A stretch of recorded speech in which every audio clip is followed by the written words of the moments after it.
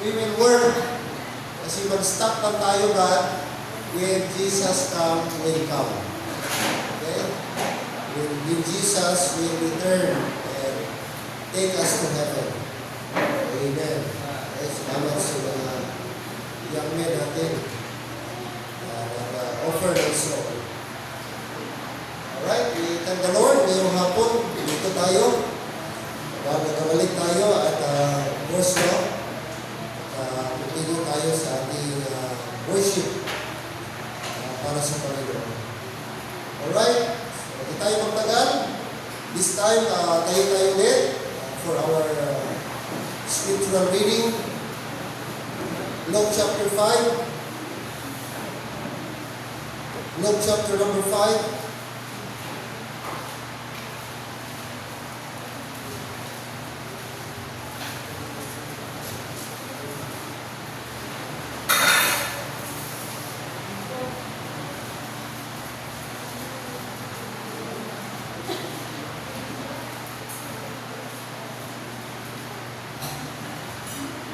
Dapat lahat mga miyembro may mga Bible. Amen? Tinawag niya tayo Bible Baptist. Tapos wala tayong Bible. Dapat may Bible tayo laging dala. Dating kalimutan.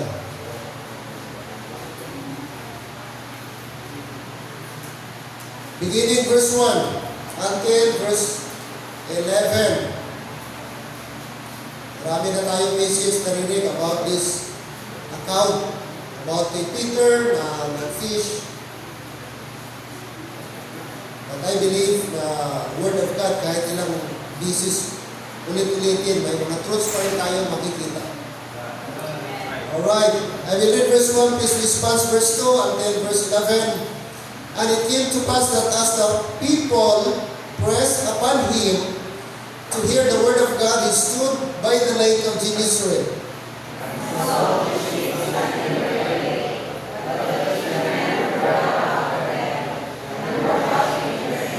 And he entered into one of the ships, which was Simon's, and prayed him that he would thrust out a little from the land. And he sat down and taught the people out of the ship.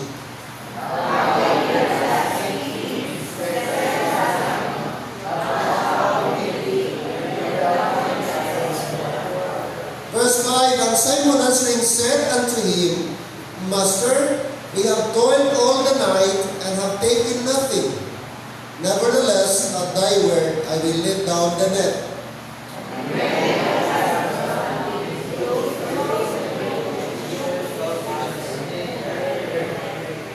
O dapat sabay-sabay para hindi pangit pakinggan na dragging. Ang iba, magabasa pa lang, iba tapos na.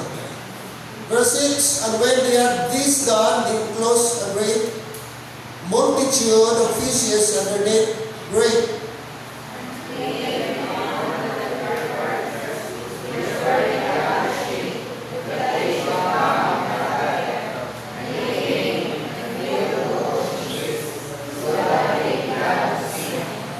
Verse 8, when Simon Peter saw it, he fell down at Jesus' knees, saying, Depart from me, for I am a sinful man, O Lord.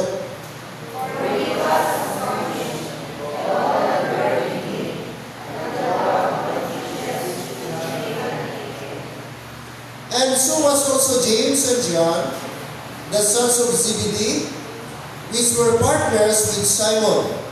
And Jesus said unto Simon, Fear not, from henceforth thou shalt catch men. Verse 11 altogether. And when they had brought their ships to land, they forsook all and followed him. Amen. Let's pray. Loving, eternal, and gracious Lord, this afternoon we thank you for this moment we can read together this passage of Scripture, the account of Peter, kung saan Panginoon ay binigyan niyo po siya ng instruction to launch out into the lake. And I pray this afternoon, help us to learn something.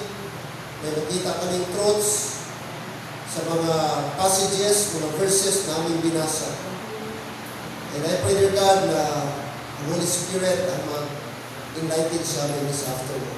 Thank you for this moment. You brought us here again. Thank you, Lord, sa opportunity we can study once again. We can be taught your word Sunday after Sunday. Help us, Lord, na ma-retain sa aming mind and hearts ang mga truths na aming mapakinggan at malaman po ngayong hapon. Maraming salamat. We have the Bible that is our guide, that is our Lord, authority sa aming buhay, na kung saan, Lord, ito yung aming guiding principle. And above all, help us that not only we are being a mere hearer, but also, Lord, a doer of your word. As we go on, we trust and we commit to you this afternoon in Christ's name. Amen. And amen. Thank you, and please be seated.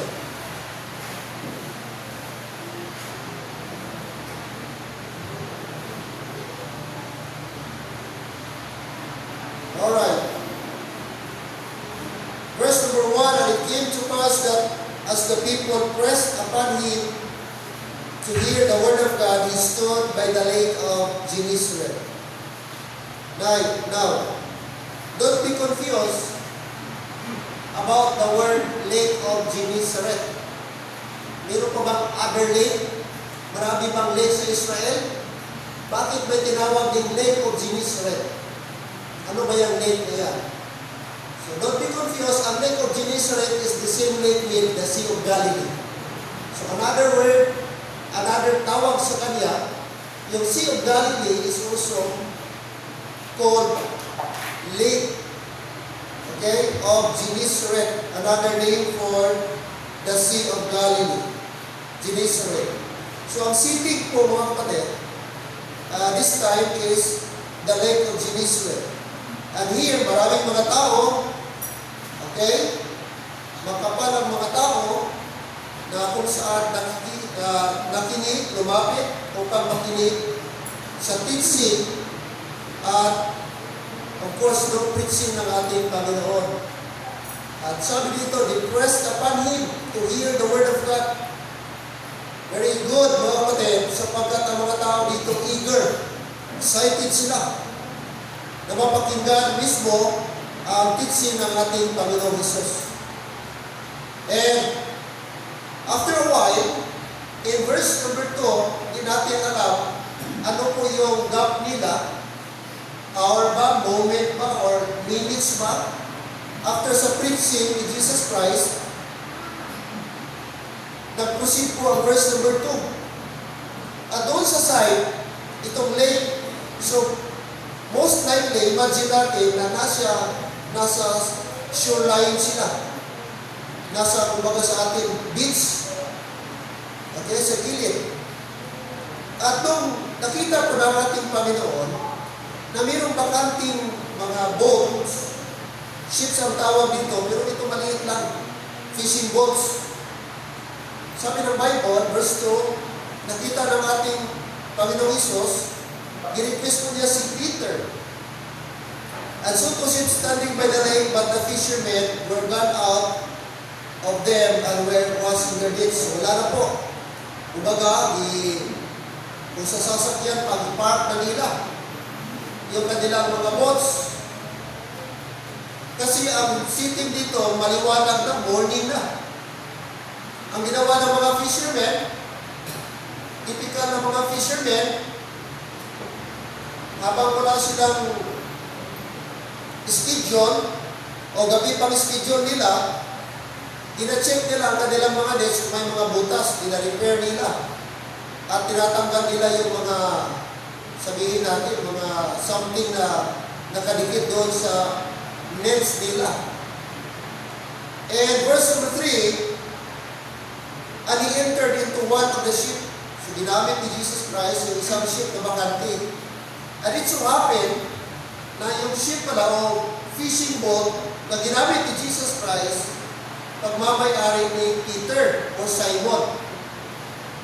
At nag-request po siya, and he prayed him that he would thrust a little from the land, and he sat down and taught the people out of the ship.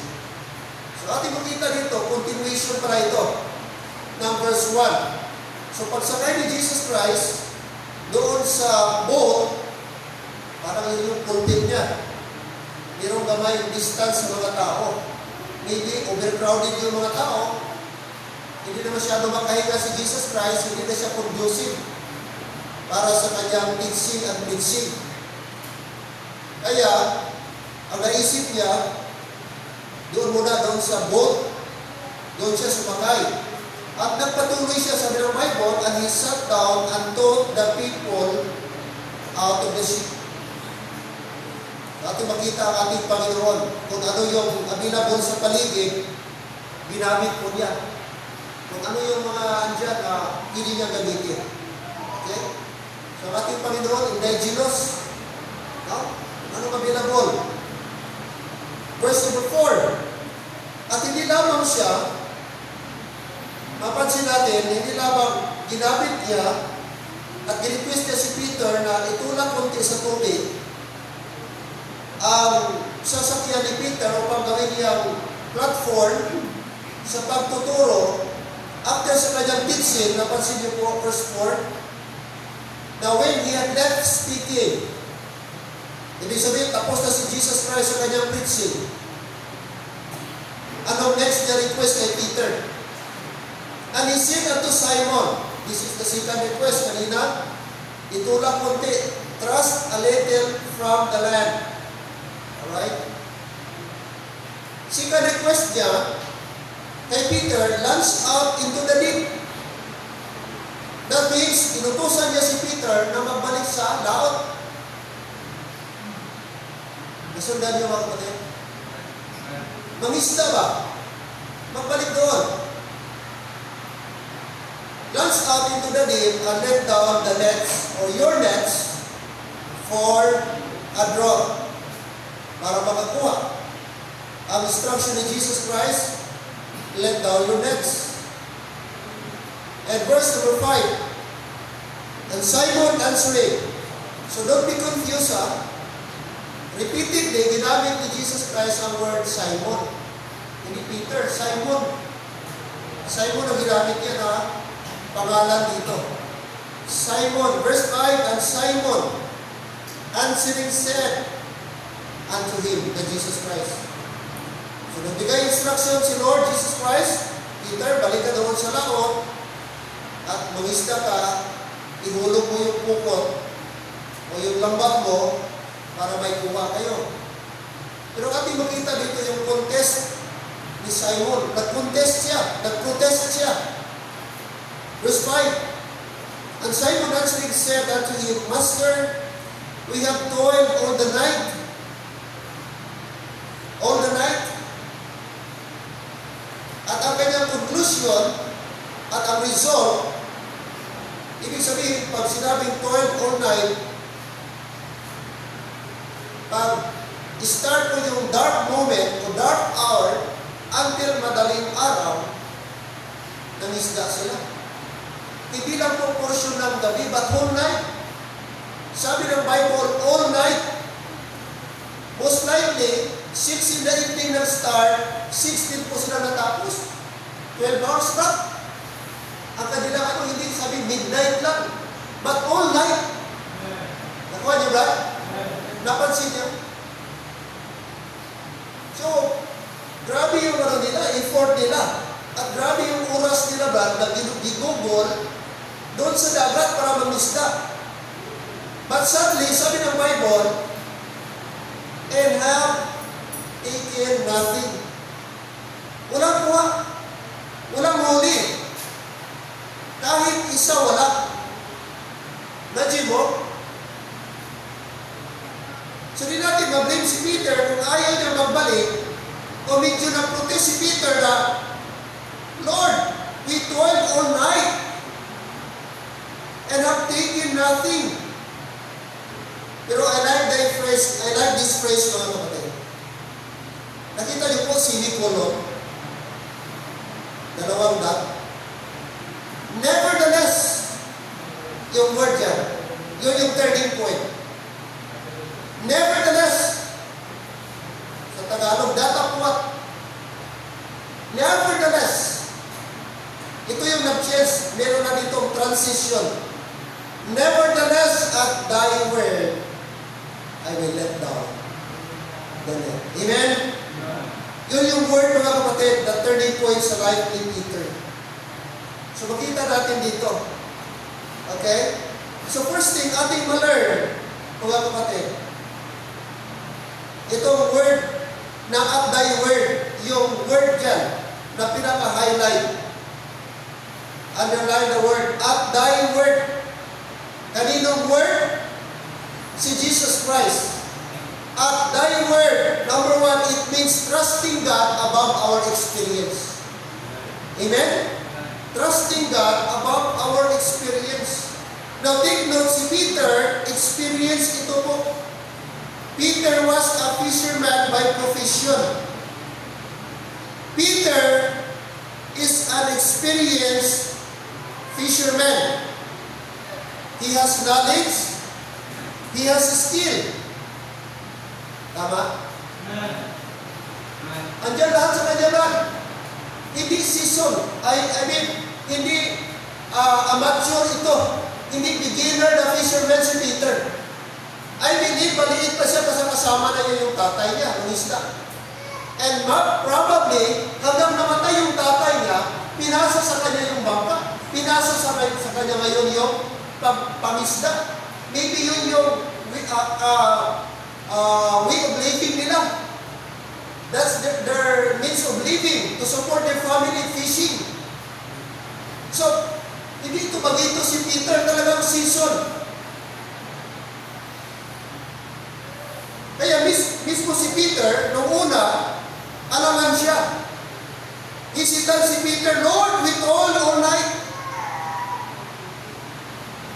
Buong gabi kami. And by the way, of course, mga kapatid, ang isda, hindi sila lalabas pa. Dalawang reason, tatlong reason. Una, maliwanag. Dalawang reason na magtago ang isda pag may bagyo. Kasi nabubulabog sa ilalim yung current. Pangatlo, pag may lindol.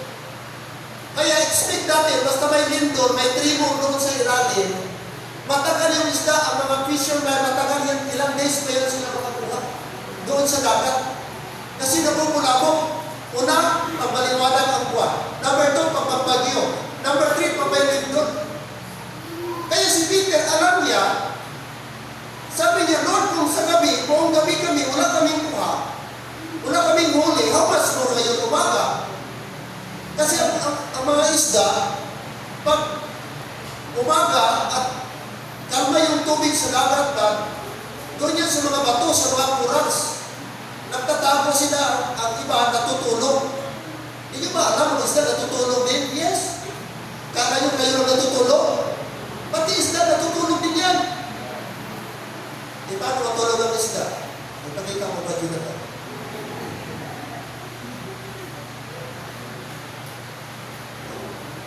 Natutulog yan.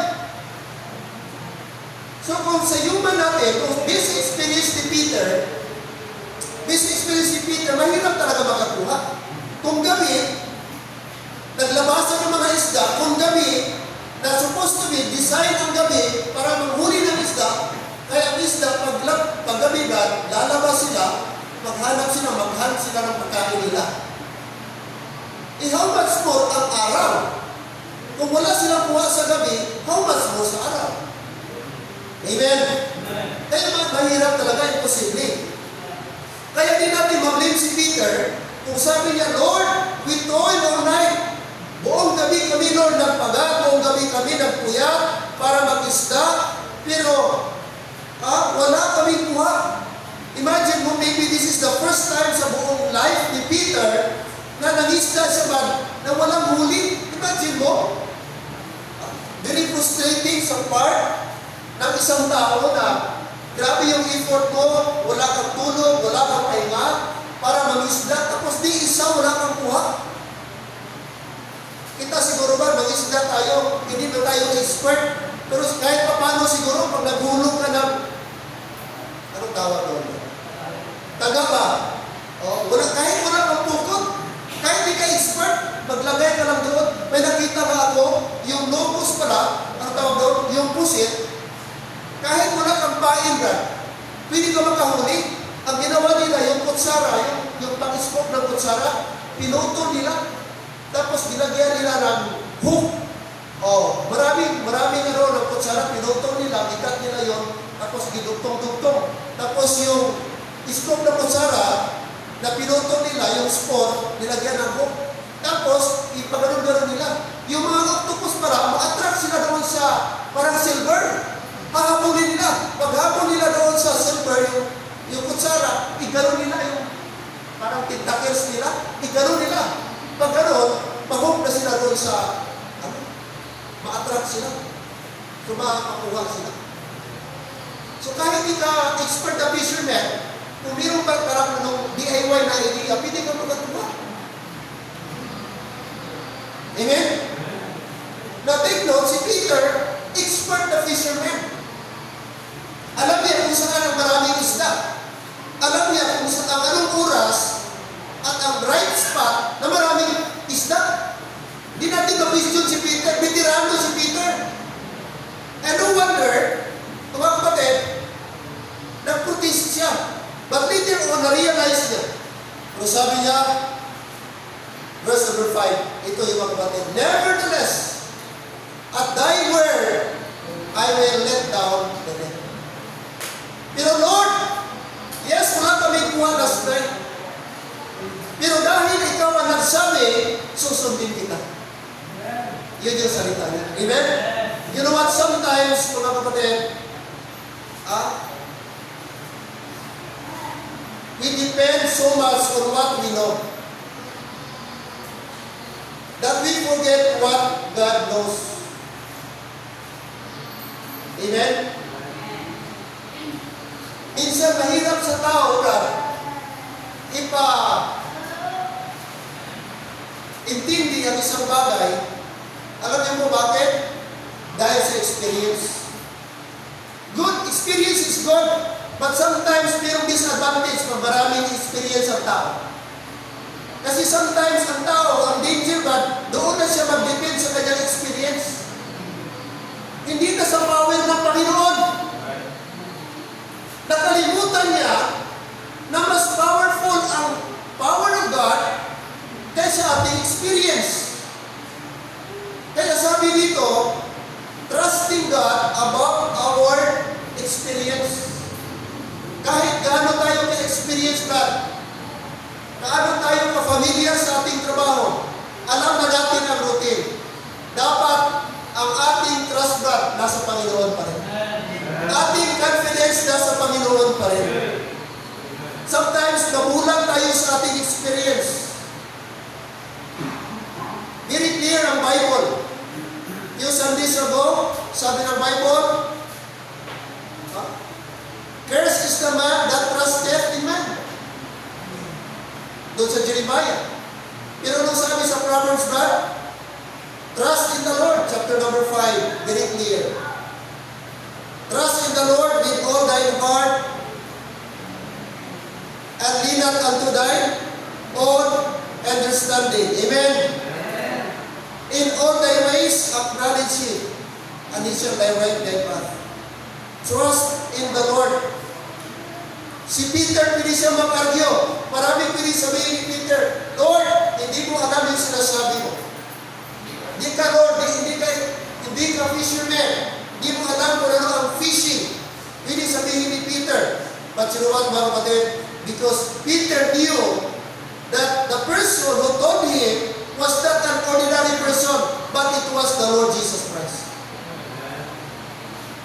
Kung alam mo yung tao na puto sa iyo, hindi madaling o hindi mahirap sundin. Kasi alam niya na si Jesus Christ, kahit hindi siya fisherman, kayang kontrolin, kayang utusan, kayang i-command, at kayang gawin ng Diyos ang hindi kayang gawin ng tao. Amen. Amen.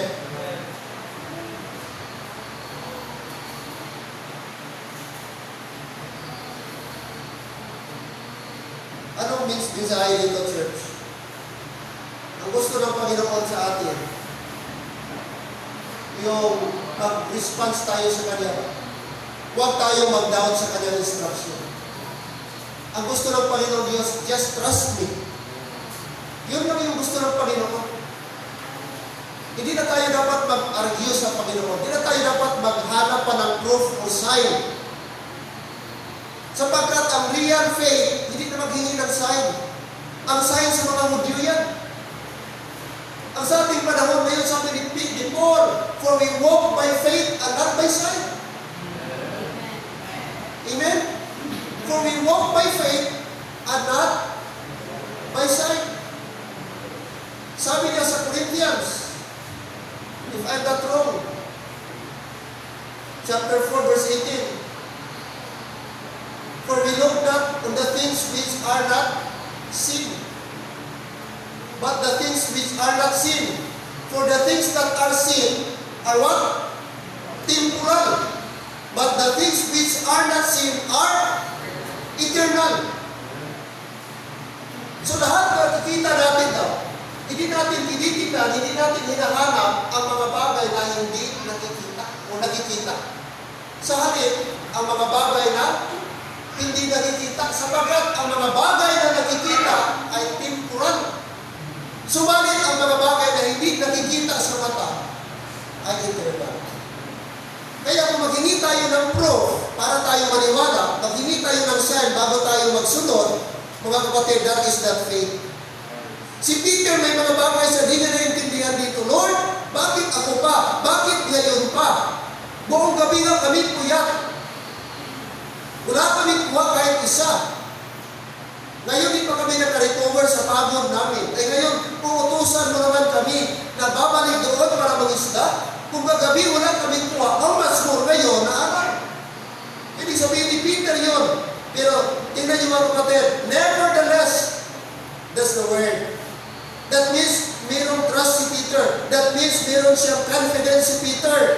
Na yung sinabi ng Panginoong Diyos may sense. Sometimes mahirap magsunod sa bagay na para sa atin nonsense. It doesn't make sense. Para sa atin walang kwenta. Para sa atin parang, ano ba yan? Diba? Pero mga kapatid, ang real faith, just simply follow. Real faith will simply just pray. Our circumstances say there is no hope. But God's word will say, trust me. Ibig sabihin, your yesterday will not define you for what you can accomplish today. Nakuha yung point? It doesn't mean nag-fail ka kahapon, mag-fail ka pa rin ngayon. Pwede kahapon failure ka, pwede ngayon success. Pwede kahapon hindi ka na-prosper, pero pwede kang i-prosper sa Panginoon ngayon. Ang hinahanap lang ni Lord sa atin ay meron tayong submission and acknowledgement sa Kanya. Minsan, mahirap mag-follow sa Panginoon kasi doon tayo gabi sa ating experience. Nung nagligat, nung nakaraan, walang failure. Wala nang prosper. Nakailan akong apply, wala pa rin. So, pagod na ako. So, minsan, ang ating experience doon tayo.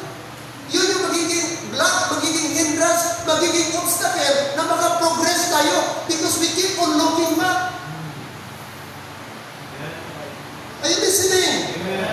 Maybe kung negosyo ka, nag-fail ka, but let me tell you again, it's not the end. Maybe estudyante ka, nag-fail ka, it's not the end. Meron mag-i-applyan, nag-fail ka, it's not the end. Ang gusto lang ng Panginoon, mag-trust tayo. Like I said ba, na-inspire ako yung isang teacher na nag-let exam 17 times bago nakapasa. Imagine mo na, 17 times. Ang kanyang attempt, nag-attempt siya sa exam sa let. 17 times. Never pa ako nakakita ng ganun. Meron din nag-exam ng bar exam. Bar exam para sa mga lawyer. Bar exam. More than 10 times bago nakapasa. May edad na sila. Senior na bago nakapasa. Eh di basta-basta na. Napakahirap. Sa lahat na exam, board exam, mahirap na klase na exam. Pero di siya nag-give up.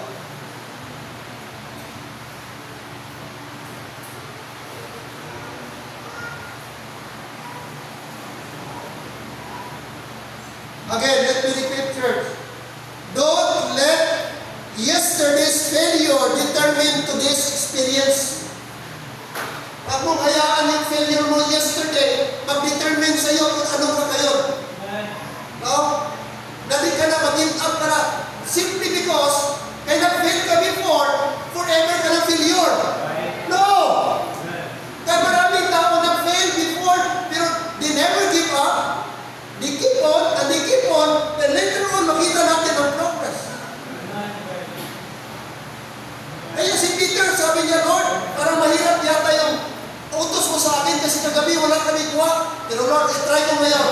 Ikaw nagsabi at magtiwala ako sa iyo, susundin kita. And I believe, may progress. That's faith. That's faith.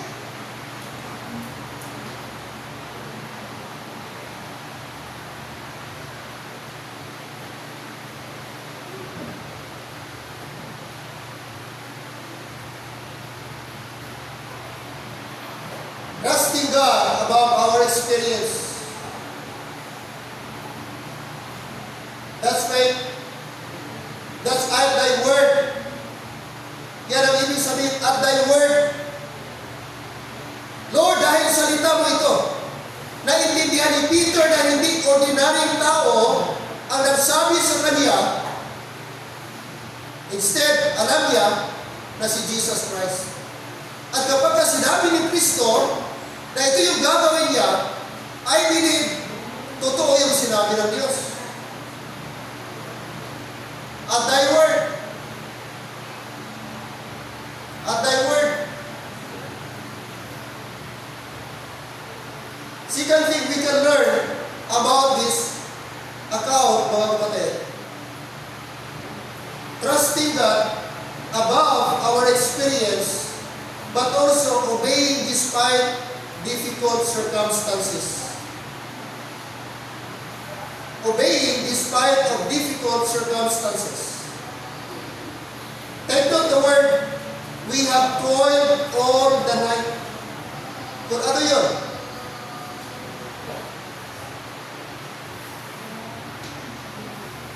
Ilang hours sila? Ilang hours sila sa dagat? Ilang hours sila brad sa laot? Sabi ng Bible, all the night. Whole night sila. Hindi lang 3 hours, 2 hours, 5 hours. But sabi ng Bible, all the night. Imagine mo, wala silang tulog. Pagod sila. Puyat sila. Mga kapatid, pwede yung excuse ni Peter. Lord, pwede ba mamaya na lang gabi? Huwag muna ngayon kasi kulang talaga kami sa tulog. Alam niyo pag kulang ka sa tulog? Do you think ang tao na kulang sa tulog hindi productive? Yes or no? Maliban na lang kung naka-adapt na yung katawan mo, lagi kang pulaw. May mga yung people nito pang gabi. Pero maranasan mo ba? I-try mo daw, buong gabi, walang tulog. Pagka umaga, maganda magtrabaho, di ba parang kabalang-balang ka?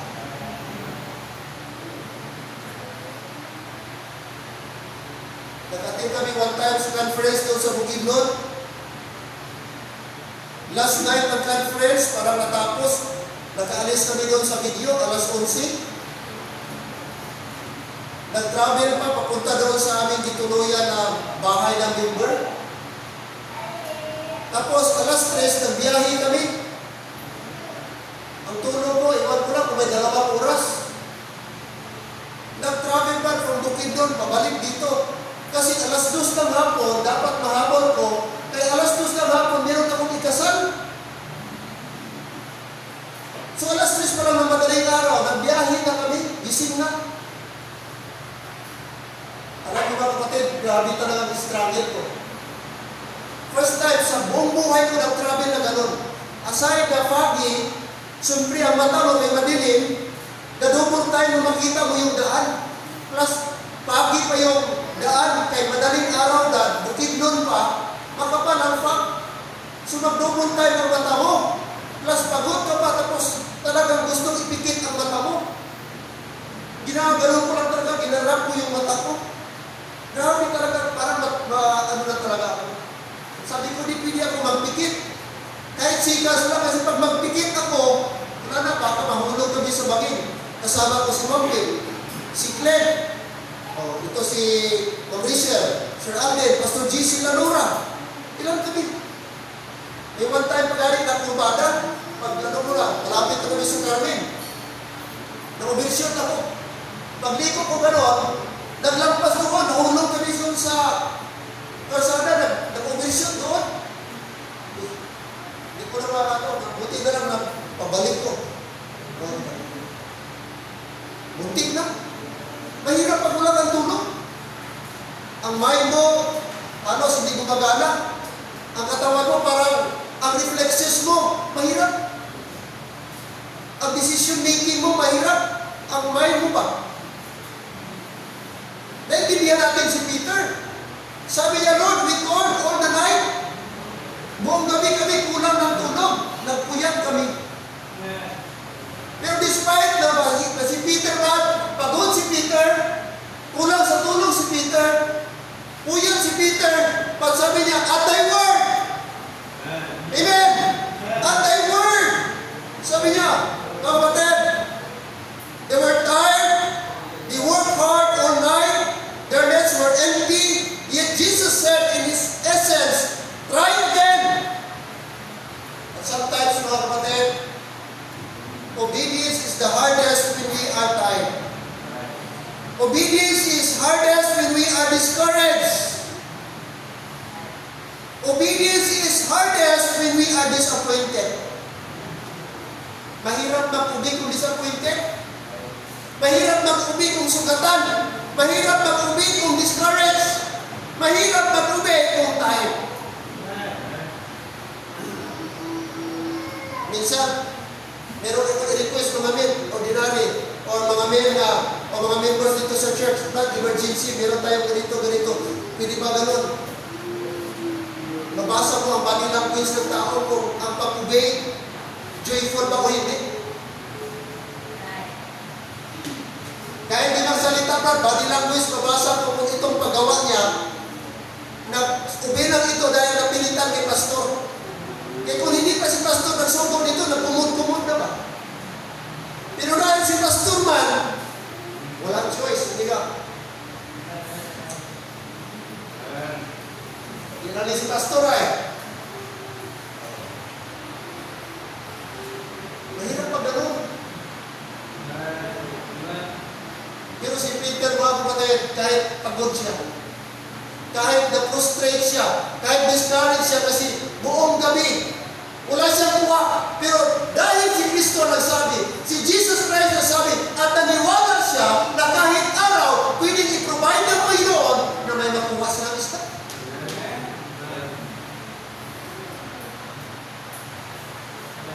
At thy word. Ibig sabihin, real obedience, mga kapatid, regardless sa discouragement, regardless kung disappointed tayo, mga kapatid, true obedience does not say, I will obey if everything makes sense. Hindi yan obedience. Obedience is obedience even though sometimes it doesn't make sense. Na para sa atin, parang walang kwenta, parang hindi clear, parang walang proper na result, pero nagtiwala tayo na ito ay utos ng Diyos, salita ng Panginoon, akin itong panghahawakan. That is obedience. Hindi ka nag-obey dahil may clue ka. Hindi ka nag-obey dahil nakita mo may sign. Hindi po yung obedience. Kasi ang obedience starts, mga kapatid, by trusting. By trusting. Sabi ng Bible, be doers of the word and not hearers only. Dapat gano'n tayo, doers. Doers. hear His word. He's looking for people who act upon His word. Marami tayong alam. Marami na tayong knowledge. Marami na tayong learnings. Pero ang tanong, doon sa learnings natin, na-translate ba doon sa action? Amen? Makikita ba sa buhay natin ang ating learnings? Na-translate ba sa ating buhay? Ang ating day-to-day? Ang daming preaching, ang daming teaching. Nakailang preaching na tayo dito about giving. Ang tanong, nag-improve ba ang ating giving? Nag-grow na ba tayo sa giving? Hello, amen? Ang dami ng mga pastor dito, di ko na mabilang. Ilan, bro. But very sad, na meron pa rin mga Kristiyano na until na wala pa nagagawang giving. Wala pa nag-learn sa giving. Hindi pa nila na-experience ang joy of giving. That is true. Na supposed to be dapat naging givers na tayo sapagkat mga kapatid, hindi na tayo under the law, maliwanag we are under the grace of God. At the more tayo na-experience the grace of God, the more tayo naging giver dapat.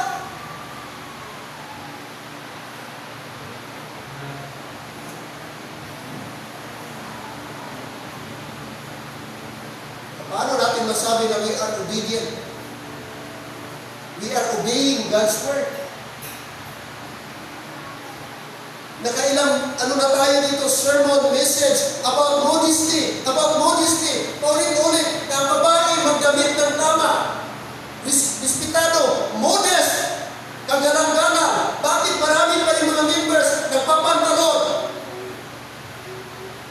Marami pa rin members hindi modest ang damit. Modest lang din ang pagsante. Pero pag ibang araw, immodest. Now tell me,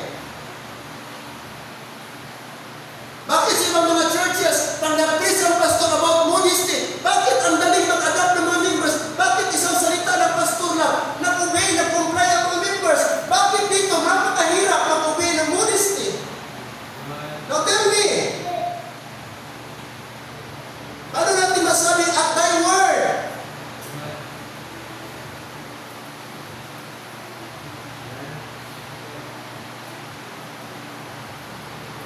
Modest lang sa simbahan. Pero ibang araw, hindi modest. Sinong niluloko natin? Di ka nakita ng pastor. Di ka ba nakita ng Diyos? Bulang na ang Diyos ibang araw? Pag Lunes, di pa ka nakita? Nagpapantalon ka? Martes o Sabado? Ayun, listening. Real talk ito mga kapatid. If you are truly Christian and we obey the word of God, we believe in the word of God, then we must obey the word of God. I don't care if you're offended, so be it. That is the truth. That is the word of God.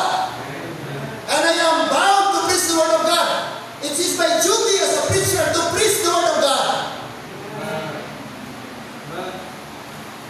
I'd rather to be known as a strict preacher than to be a liberal preacher. I will not condone. Mga kapatid, what is wrong? Mapatay man ako kung mapatay anytime. Glory to God. Pero hindi ko pwede i-compromise ang word of God.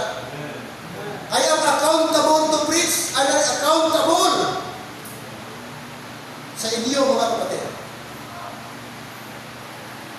Are we really obedient? So hindi lang mga kapatid, hindi lang dito ang knowledge, hindi lang sa hanggang knowledge natin. The real issue is, how do we obey the word of God? How do we respond to the word of God? Be doers of the word and not hearers only. Let me repeat, God is not merely looking for people who hear the word of God. He is looking for people who act upon His word. Sinusunod ang kanyang sarili. Si Peter, nahihirapan siya. Si Peter, pagod siya. Marami siyang pinag-ialibay, hindi siya reasonable, valid reason. Pero nakita natin si Peter. At thy word, I will let down the net. That is obedience. That is obedience. Naintindihan ni Peter kung ano yung instruction ng Panginoon sa kanya. Naintindihan ni Peter gaano ka-importante ang obedience. Hello, are you listening? Ang obedience ay hindi po negotiable. Pwede magsunod ngayon, sa sunod hindi. Hindi ganun. Obedience is constant.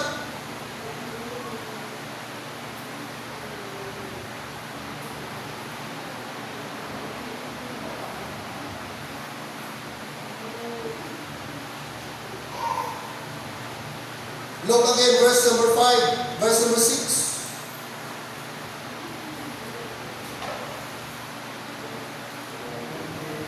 Chapter 5, verse number 6. Let's read all together. Ready, go. And when they had this done, they enclosed a great multitude of fishes, and their net brake. That's the result. At thy word,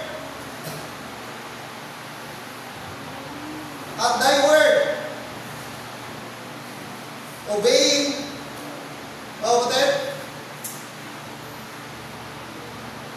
at thy word, number 1, means trusting God above our experience. Number 2, at thy word means obeying despite difficult circumstances. Ang real obedience, hindi ka lang nag-obey dahil madali lang. Smooth. No. Kahit mahirap ang sitwasyon, kaya mo mag-comply, kaya mo magsunod. Kahit opposite sa plano mo, kahit opposite sa mga gusto mo, ang obedience, mga kapatid, ay nag-prevail. Mas above. Even it is difficult, but because you love the Lord and you know it was the Lord who told you to do, you obey. And the third one, at thy word produces miraculous result. Pag sinabing at thy word, anong result? Dahil nag-obey si Peter, anong result? Verse number 6, and when they had this done, they enclosed. Notice the word, and when they had this done. Ano yung word? Ibig sabihin, when they had this done. Yung obedience nila, yung pag-proceed nila doon sa laot, yung pag-obey nila sa instruction ng Panginoon, yun ang ibig sabihin, when they had this done. Ibig sabihin, ang blessing will follow when we obey. Amen? No obedience to blessing. Kailangan pa rin, mga kapatid, ang obedience natin. Kung gusto natin ang result, then we must obey. Verse 6, when they had this done, they enclosed a great multitude of fishes, when in fact, so much, a great fish, mga kapatid, ang kanilang nakuha. And in fact, sabi ng Bible, their net is almost mapunit na sa dami. That means, the miracle happened after they obeyed. Wala ito nangyari, never ito nangyari sa life ni Peter. Prior doon, even sa kanyang mga previous experience, never si Peter nag-experience na sobrang dami yung isdang nakuha nila. Na to the point, mga kapatid, na muntik na masira ang kanilang mga lambat. Now, considering si Peter is a seasoned fisherman. But dito po, grabe yung miracle na in-experience ni Peter. At maybe na-amaze siya, mga kapatid. What? Because of their obedience. Peter's empty net became a net full of fish. The same place they had produced nothing became the place of abundance. Amen. Sometimes, mga kapatid, hindi issue pala ang lugar. Hindi issue ang negosyo. Hindi issue kung ano ang degree mo. Kung bakit tayo ka-fail o bakit tayo successful. Ang issue is our obedience. The issue is our obedience. The issue is the heart. Not the place. Imagine mo yung place, yung spot na bipuntahan ni Peter, nangisda sila whole night, walang kuha. Pero, the same spot na pinuntahan nila, at sabi ng Diyos, let down your net. Ihulog nyo ang iyong mga lambat. But you know what happened? Something greater, something amazing ang nangyari sa buhay. Kaya, mga kapatid, ang lesson dito is that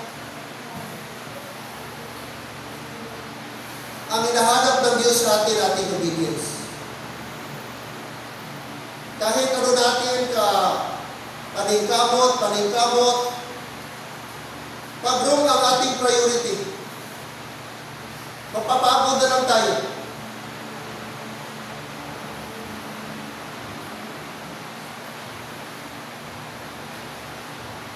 We are chasing something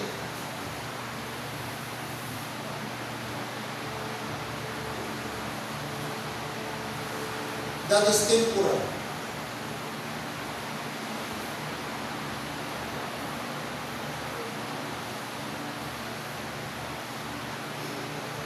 The same place that had produced nothing became the place of abundance. Why?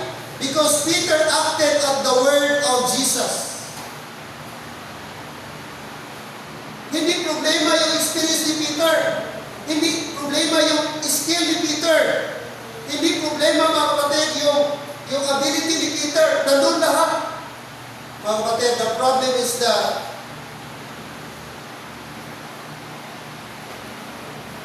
wala yung blessing ng Panginoon. Wala yung basbas ng Panginoon sa kanila.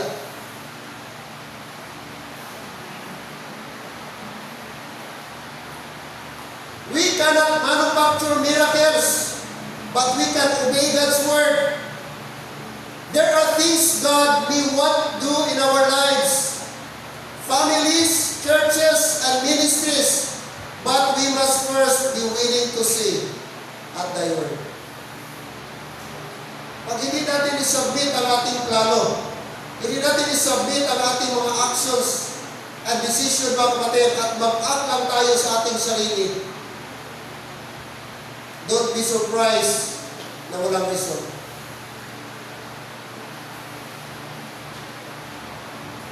Why? Because it requires faith. Kailangan ng faith. Pag wala tayong faith, mga kapatid, no, nothing will happen. Mahirap mag-trust kung wala kang tiwala.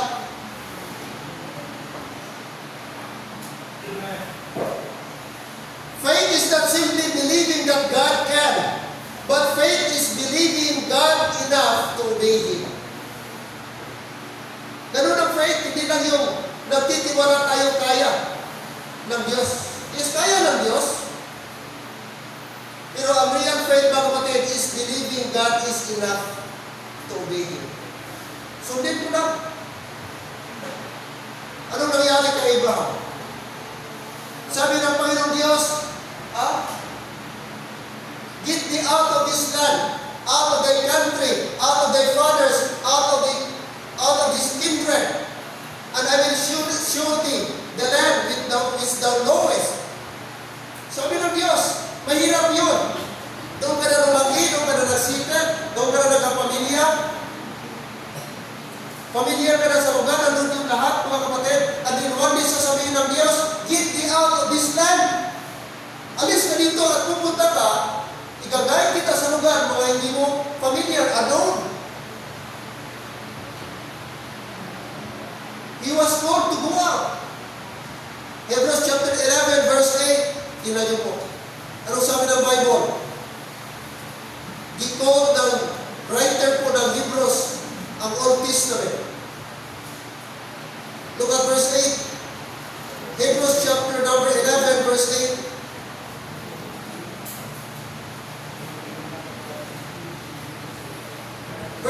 by faith, Abraham, when he was called to go out into a place which he should after receive for an inheritance, what did he do?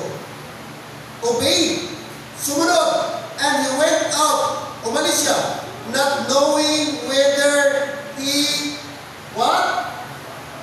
When, imagine mo, paalisin ka lang, tapos igagayad ka sa lugar na di mo kabisado, hindi specific na lugar, basta sabi lang ng Diyos, umalis ka Abraham, okay?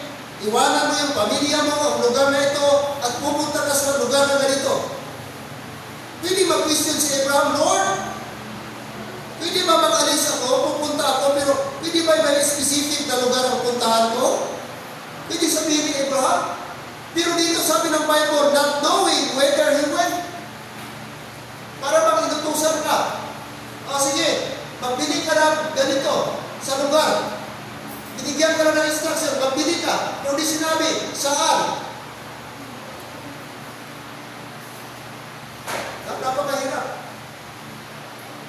Pero ang maganda kay Abraham, alam niyo po, sabi ng Bible, he went and he obeyed.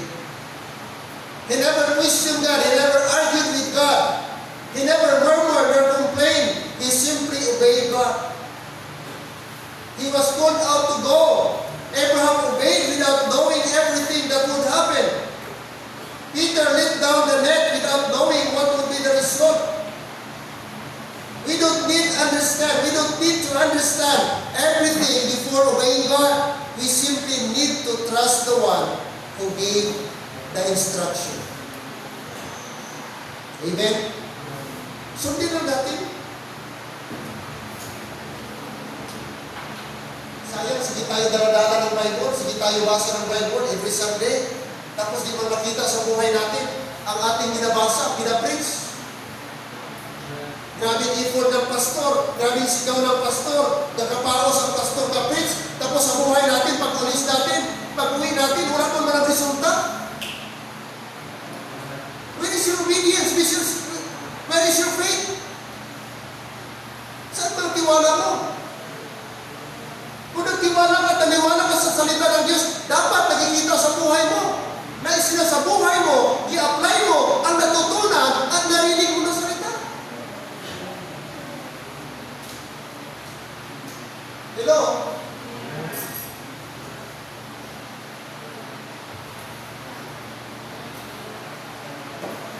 Ang issue dito mga kapatid, hindi ko gaano tayo katagal naging Christian.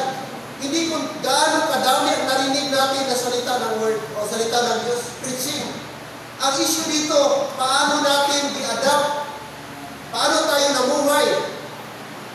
Paano natin i-translate ang kanyang salita sa atin? Amen? I appreciate sa mga bago na nag-grow na kahit bagong Christian pa lang. Praise God for that. Pero ang tanong sa atin na matatanda na, ang tanong sa atin na nauna na Kristiyano, nakitaan ba tayo ng obedience? Nakita ba sa ating buhay ang faith? Yun yung tanong sa atin ngayong hapon.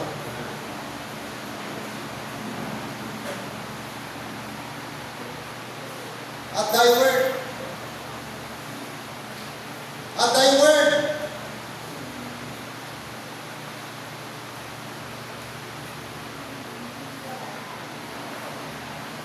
not only it speaks about obeying over our experience.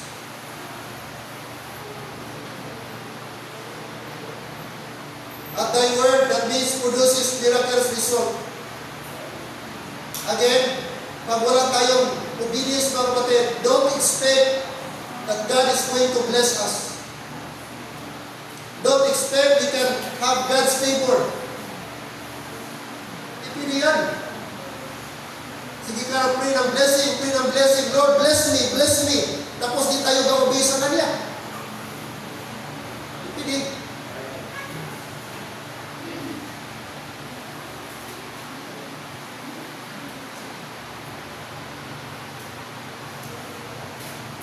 Verse number 8.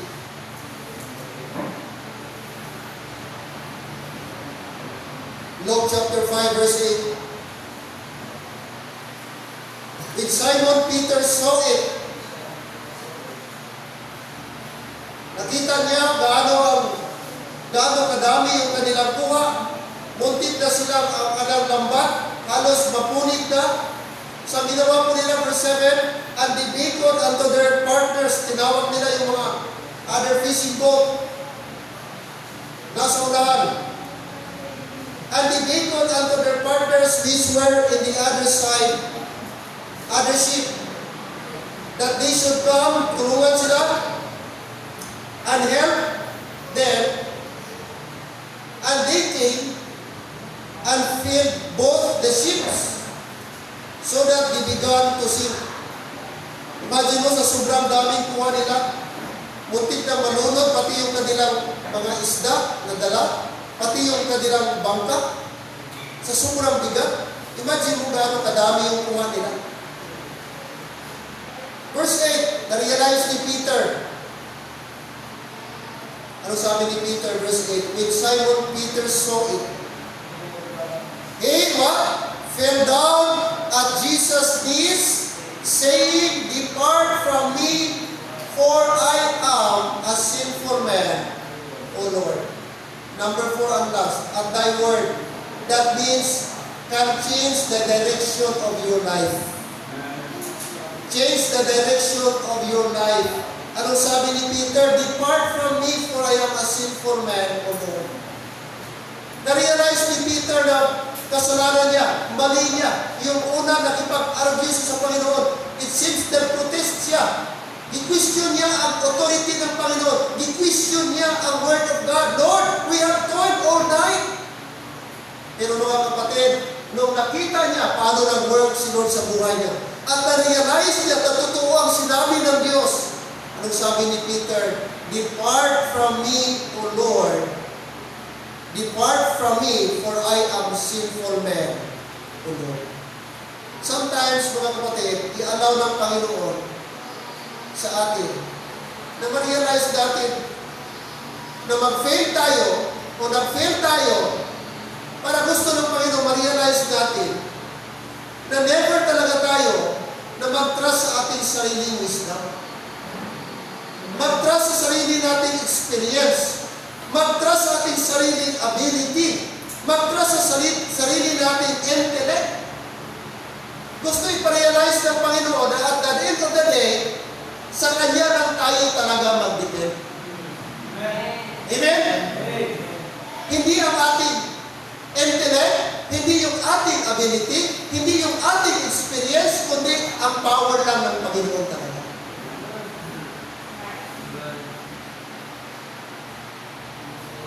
Na-realize ni Peter, sabi niya, Lord, sorry, nagkamali ako. Lord, sorry po. Nag-question ko. Ang iyong authority, nag-question ko, Lord, nag-instruction mo. Lord, dapat hindi na ako nagtanong, dapat hindi na ako nag-argue para sa iyo. Totoo yung sinabi mo, Panginoon. Doon, nakita ni Peter ba na kanyang failure. At ang maganda kay Peter, i-acknowledge niya.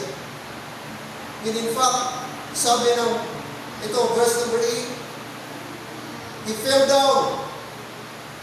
He fell down, Jesus' knees, saying, Depart from me, for I am a sinful man. Sometimes, church, gusto ni Lord i-break ang ating pride. Sometimes, ang ating pride nandun sa experience. Sometimes, ang ating pride doon sa ating skill.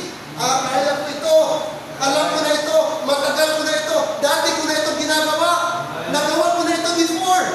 Sometimes, doon tayo. Pero sometimes, i-allow ng Panginoon na lahat ng knowledge ko, magiging ipazero niya para at the end of the day, gusto ng Panginoon, sa Kanya ka magtiwala. Huwag sa sarili. Kaya listen mga kapatid, kahit ano tayo masisyo, maybe panday ka, welder ka, baker ka, never trust yourself. But rather trust to the Lord.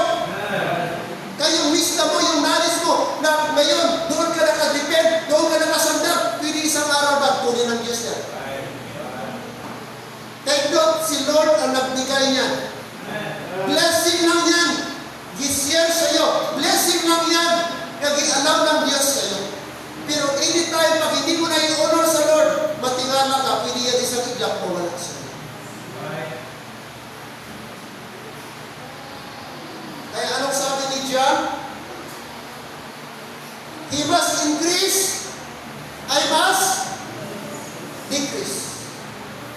Tama? Sa ating buhay habang tumatagal tayo church, dapat si Jesus Christ ang naka-highlight. The more tayo nag-grow, the more tayo ga-mature sa ating Christian life, dapat lumiliit tayo. At si Jesus Christ lumalaki. Siya dapat yung spotlight. Ang tao, hindi dapat makita. Ang maitaas, si Jesus Christ. Ano sabi niya? Behold, the Lamb of God, which taketh away the sin of the world. Yun yung i-highlight. Sabi niya, I will prepare the way. Sino yung mga kapatid? Sino yung Lamb? Si Jesus Christ. Now take note, si John the Baptist this time na, naka-establish na ng pangalan. When in fact, si King Herod, takot sa kanya. Takot sa kanya si King Herod. Imagine si Herod the Ram. He is a great preacher. Great prophet, John the Baptist. May pangalan na siya. Mga kapatid. Pero nung dumating si Jesus Christ, ang kanyang gibuhay, behold the Lamb of God, which taketh the sin of the world. Kaya sa ating buhay, huwag natin i-highlight ang ating sarili. Huwag tayo maging arrogante. Huwag tayo maging magpakampante sa ating talino, ating skill, ating knowledge. Dapat ang naka-highlight ng Panginoon. Makita ng mga tao, napakaganda. Ito palang Panginoon, mga kapatid. Doon tayo ma-amaze sa preaching, sa Word of God, hindi sa preacher.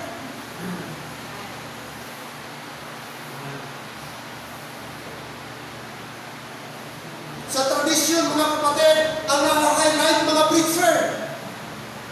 Pagdating ako ng conference, magaling yung preacher, magaling yung speaker, magaling magsalita. Bakit siya mag-attend? Bakit siya pumunta?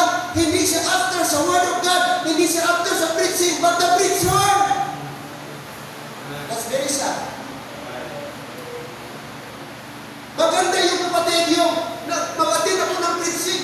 Doon sa conference, ay maganda ang preaching doon. Maganda ang Word of God doon.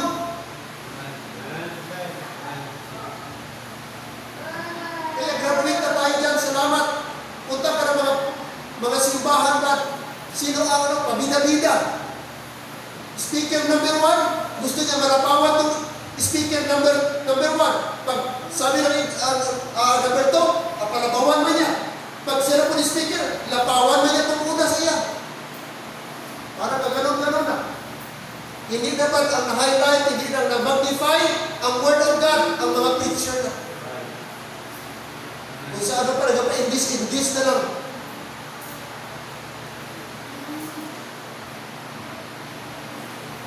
Kaya dapat dito mga kapatid, sa pulpit na ito, seryoso na. Hindi tayo naglalaro dito. Seryoso ito na lugar. Preaching time ito. Place of correction and rebuke. Kaya iwasan natin mag-joke dito. One thing I learned sa rightly dividing, they take it seriously. The preaching is very serious. Because it's the Word of God ang dinadala mo sa pulpit. Hindi ito place of joke, hindi ito comedy bar. Hindi ito circus, hindi ito entertainment. Na dapat tayo ma-entertain. It is a place by rebuke, by edify.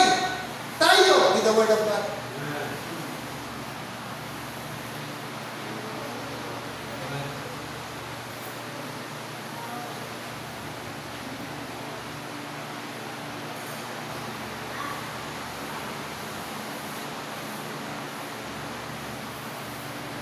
Three simple words when God speaks. Kung ang Diyos magsalita, mga kapatid, tatlong phrases. We have three possible responses. Kung may instruction ng Panginoon daw, ito ang common na response ng tao. Number 1, I cannot. Di ko kaya. That means we focus on weakness. We We cannot focus on weakness. Number two, it cannot be done. Di yan pwedeng gawin. We focus on our circumstances. But number three, dapat dito tayo. At thy word, that means we focus on God. Lord, dahil salita mo ito, pagkatiwalaan ko. Lord, dahil salita mo ito, susundin ko. That means you focus on God. Peter chose the third, mga kapatid. Perhaps your net is empty today. Your effort seems to have produced nothing. You have prayed, you have worked, you have waited, and perhaps become discouraged. But God's message, listen, don't give up, trust my word. When God says go, then you go. When God says wait, then wait. When God says forgive, forgive. When God says pray, pray. When God says serve, serve. And when God says give, give. When God says try, and try again. And when you don't understand what God is doing, simply say, nevertheless, at thy word, I will let down the net. That is trusting. Hindi lahat na bagay ba klaro? Hindi lahat na Bible instruction is nakadetalye.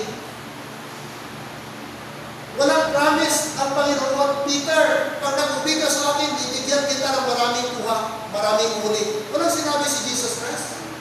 Sinabi lang niya, launch out into the deep. Gitry ng Panginoon God. Gitest ng Panginoon ang obedience ni Peter. Sa atin sometimes, may mga bagay mga kapatid, na gusto ng Diyos ipaalam sa atin, whether willing ba tayo mag-obey sa Kanya. The final challenge sa atin this afternoon is that, will you obey God only when it is convenient, or will you obey Him because He has spoken? Listen, the blessing is not in our ability. The blessing is in obedience to His word. Amen? At thy word. At thy word. Sana masabi natin, Lord, help me na magiging obedient ako sa iyo. Hindi lang by simply saying, Amen. Dapat yung Amen natin, haluan natin ang pagsunod sa Kanya. Dapat ang ating Amen, nag-complement siya sa ating action. Nevertheless, at thy word, I will launch out into the deep. Father in heaven, thank you, Lord, this afternoon. Salamat, Lord, sa pag-review sa amin. We admit, we acknowledge, most of the time, Lord, may mga doubts kami, may mga uncertainties kami, may mga reservation sa aming buhay. Na minsan, Lord, hindi namin ma-experience ang miracle, ma-experience, Lord, ang abundant life, joyful life, simply because may mga area kami sa aming buhay na